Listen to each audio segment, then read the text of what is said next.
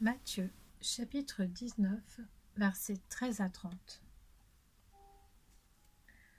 Alors des gens lui amenèrent des petits enfants, afin qu'il pose les mains sur eux et prie pour eux. Mais les disciples leur firent des reproches.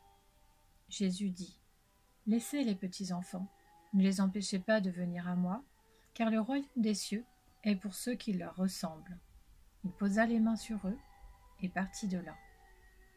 Un homme s'approcha et dit à Jésus : « Maître, que dois-je faire de bon pour avoir la vie éternelle ?» Il lui répondit : « Pourquoi m'appelles-tu bon ? Personne n'est bon si ce n'est Dieu seul.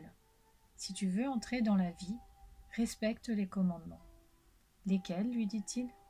Et Jésus répondit : « Tu ne commettras pas de meurtre, tu ne commettras pas d'adultère, tu ne commettras pas de vol, tu ne porteras pas de faux témoignages. Honore ton père et ta mère, et tu aimeras ton prochain comme toi-même. » Le jeune homme lui dit : « J'ai respecté tous ces commandements. Que me manque-t-il encore ? » Jésus lui dit : « Si tu veux être parfait, va vendre ce que tu possèdes, donne-le aux pauvres, et tu auras un trésor dans le ciel. Puis viens et suis-moi. » Lorsqu'il entendit cette parole, le jeune homme s'en alla tout triste, car il avait de grands biens. Jésus dit à ses disciples : « Je vous le dis en vérité, il est difficile à un riche d'entrer dans le royaume des cieux.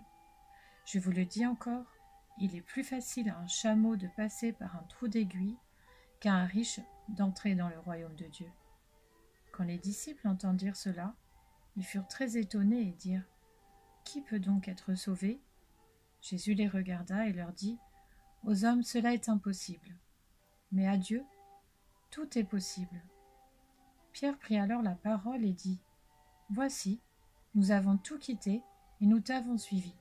Que se passera-t-il pour nous ? » Jésus leur répondit : « Je vous le dis en vérité, quand le Fils de l'homme, au renouvellement de toutes choses, sera assis sur son trône de gloire, vous qui m'avez suivi, vous serez de même assis sur 12 trônes, et vous jugerez les 12 tribus d'Israël. Et toute personne qui aura quitté à cause de moi ses maisons, ou ses frères, ses sœurs, son père, sa mère, sa femme, ses enfants ou ses terres, recevra le centuple et héritera de la vie éternelle. Bien des premiers seront les derniers, et bien des derniers seront les premiers. »